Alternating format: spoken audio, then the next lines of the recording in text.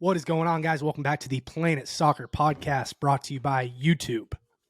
Literally brought to you by YouTube, because that's what we posted on. We're looking for some big name sponsors. If you're a company out there looking to sponsor a 138 subscriber YouTube channel, we're your guys. I'm Reed. That's Dylan.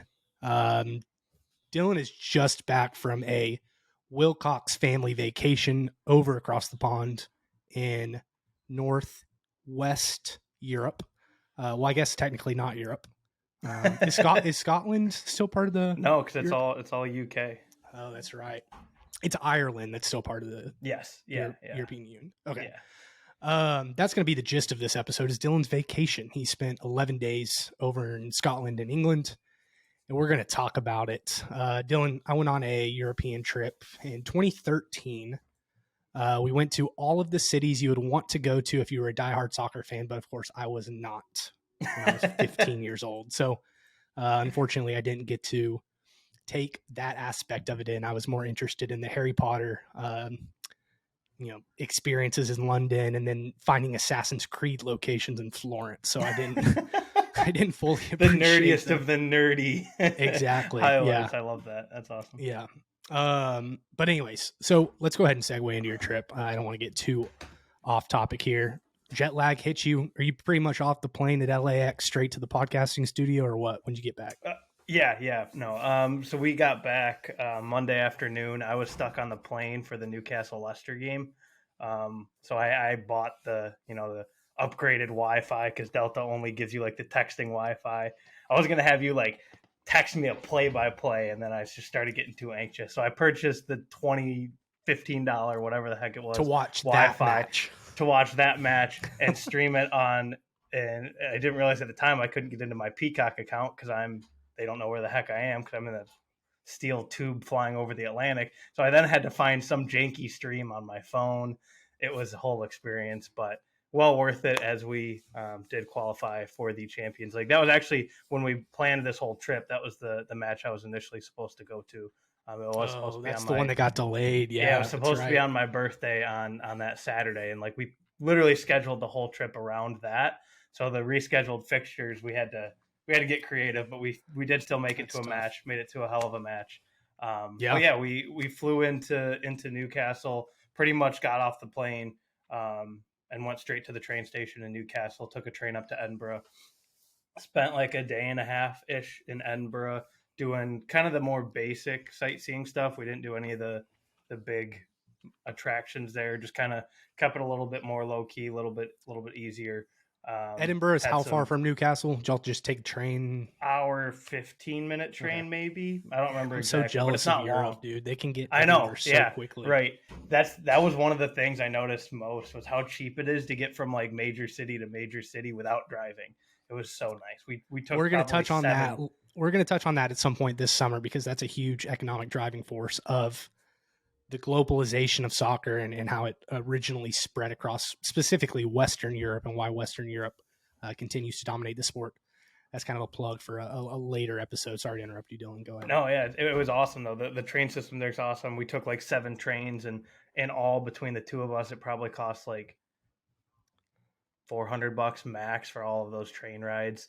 So that was super nice. But yeah, we took a train ride up to Edinburgh. Ate some really good pub food. Just like your first thing I got there was just like a sandwich, which I don't know why I didn't get like a steak and ale pie. That's the first thing I got when we went to London. Pies. I just got a club sandwich. Yeah. I did. I ordered it. It was literally like, I think it was like bacon. It might have even been like a BLT. I'm eating and I'm like, what am I doing right now? So I regretted that. And I was like, I need more pies while I'm here because you got to just eat stereotypical dishes while you're there. And they were all the pies I had were fantastic. But from there, we took a 3-day bus tour from Edinburgh. Just sleep on the bus? The Scottish No, we stayed in Inverness each night, or Inverness as they call it. Whoops. What is that? What is Inverness? It's the biggest city in the Highlands. It's the only city in the Highlands that's like over 10,000 people. Probably it's a pretty decent sized city. I think their metro area is like 100,000. So for that area of Scotland is massive. So that was like our base camp, and then we would do bus trips around all different stuff in the Highlands. Lots of One of castles. lots of castles, lots of hairy coos, which are literally just hairy cows, and they're absolutely adorable. If you don't know what I'm talking about, look it up. They're the coolest animal we could find. Maybe I'll remember to put a picture of it up when I'm editing. Probably not though. No promises. And then the most absurd amount of sheep in like known to man. I heard some crazy stat. It's like 3 sheep to every 1 person or something like that in Scotland. Really? And I'm surprised it's that low of a ratio. I would have guessed like 15. There's just sheep everywhere, just an absurd amount of sheep. I was super concerned about the population control, so I made sure I had some lamb pies after we got back from that trip. Doing your part. Yeah, doing my part. But yeah, it was really nice. We spent one day of that trip. We were in a town called Portree. It was actually the day of the Celtic Rangers match, and I was super pumped. I'm like, all right, I'm going to be in Scotland for Celtic Rangers. Like, okay, pause. Celtic Rangers. I want to hit on this for a second. It's probably the most violent of Western European soccer rivalries. It's two Glasgow. Is that how you say it? Or Glasgow. 2 Scottish Premiership teams. They've essentially dominated the league forever, except for when Fergie had his reign. When was it? Shoot, I don't remember exactly. Maybe late 80s or so, but he broke it with Aberdeen. Anyways, Celtic and Rangers. They're the 2 teams in Scotland. It's like it's Yankees, Red Sox, it's Auburn, Alabama, Michigan, Ohio State, and then multiply it by whatever exponent. So when we imagine European soccer craziness, we imagine the height of Celtic Rangers.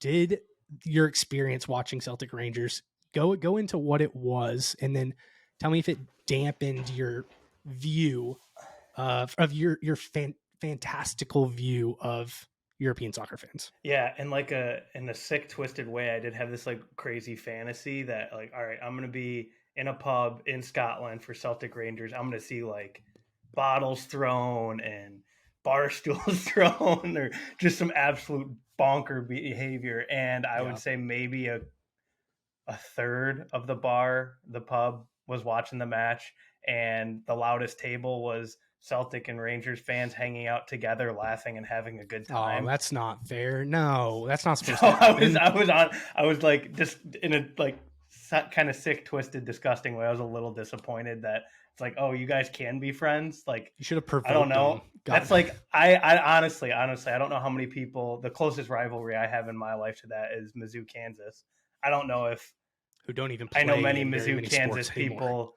I don't know if like there's many Mizzou, Kansas people that would just casually hang out at a bar, watch it together, you know? So like, unless they went to high school together, maybe. Yeah. That part just didn't quite live up to the hype. It was a fun match. It was fun back and forth.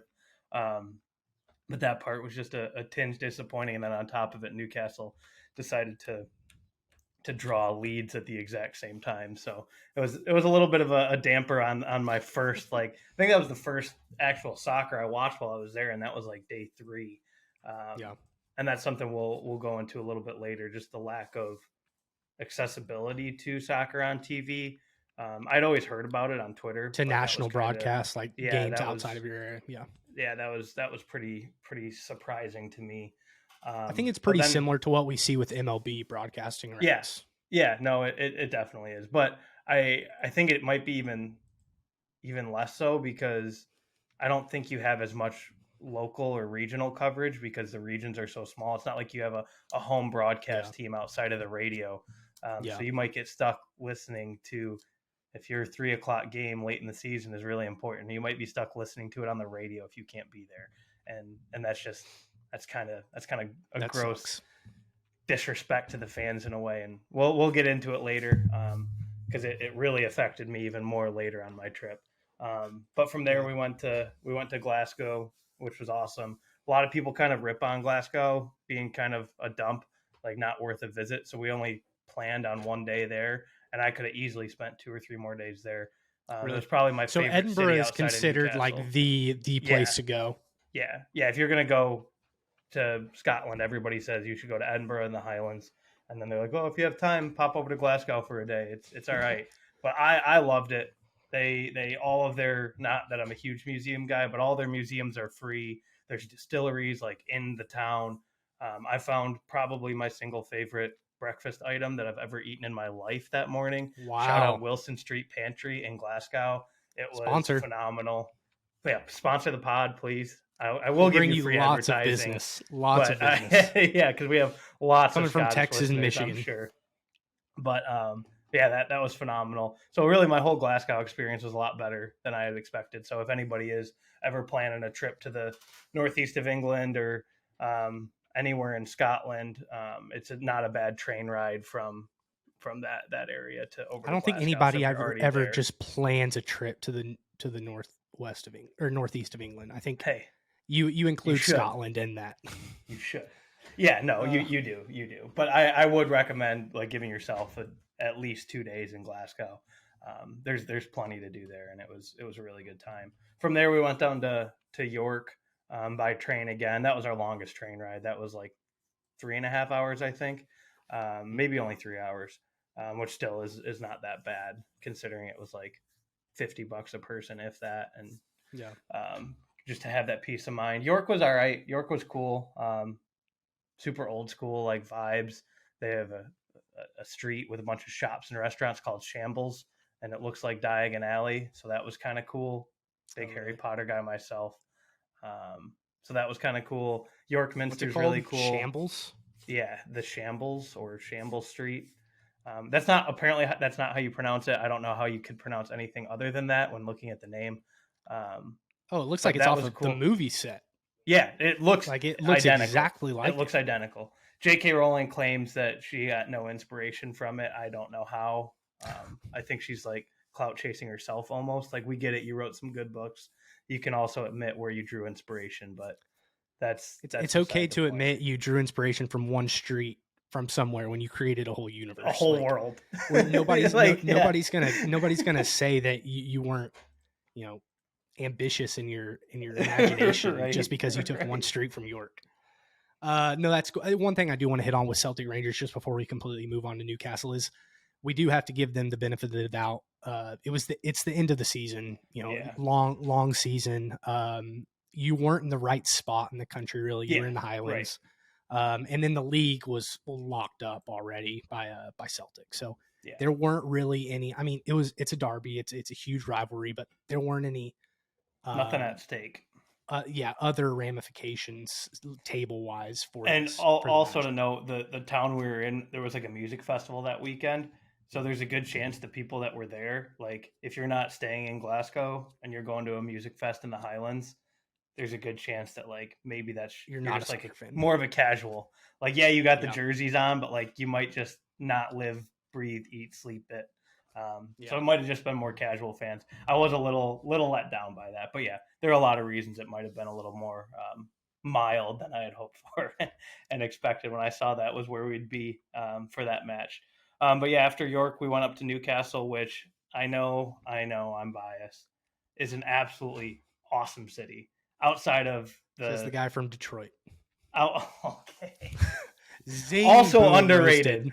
Also underrated. Hey, it's on the come up, baby. It's on the come up. In very different ways. I just feel like everybody, especially when I get the weather in the winter, but everybody talking about why would a transfer want to go there? Why would you ever go to Newcastle? The city itself is gorgeous. Like, the architecture is absolutely gorgeous. You're right on the water.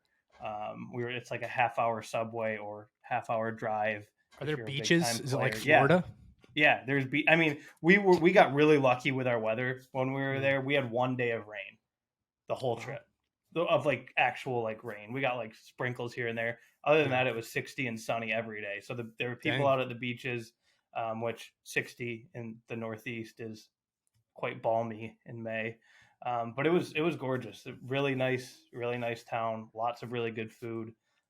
And if you're gonna pick a month to go to Newcastle over the last 30 years, you want it to be May of 2023. Not bad timing. Bad timing. I mean, the city just had to have been buzzing.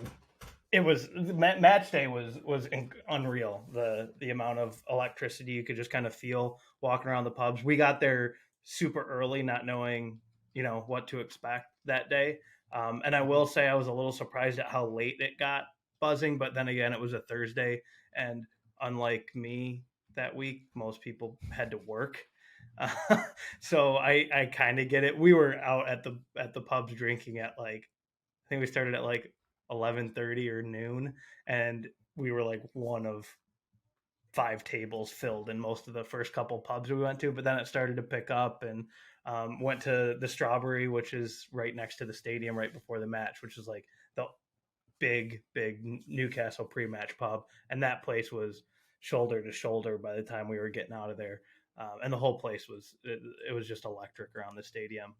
But really, every night there was a massive party. Even like Sunday night was our last night there. I found this out while I was there. It is the number one stag, and I don't remember what they call bachelorette, but bachelor and bachelorette party for us Americans town in England, I guess. Like it's where everybody goes to get away from stuff, and they just absolutely bonkers bar scene.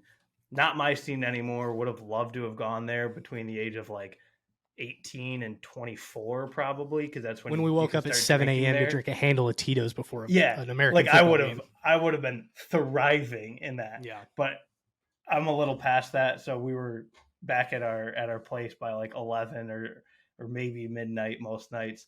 But it's a crazy party town. It's gorgeous. It has lots of good food. The match itself was absolutely incredible.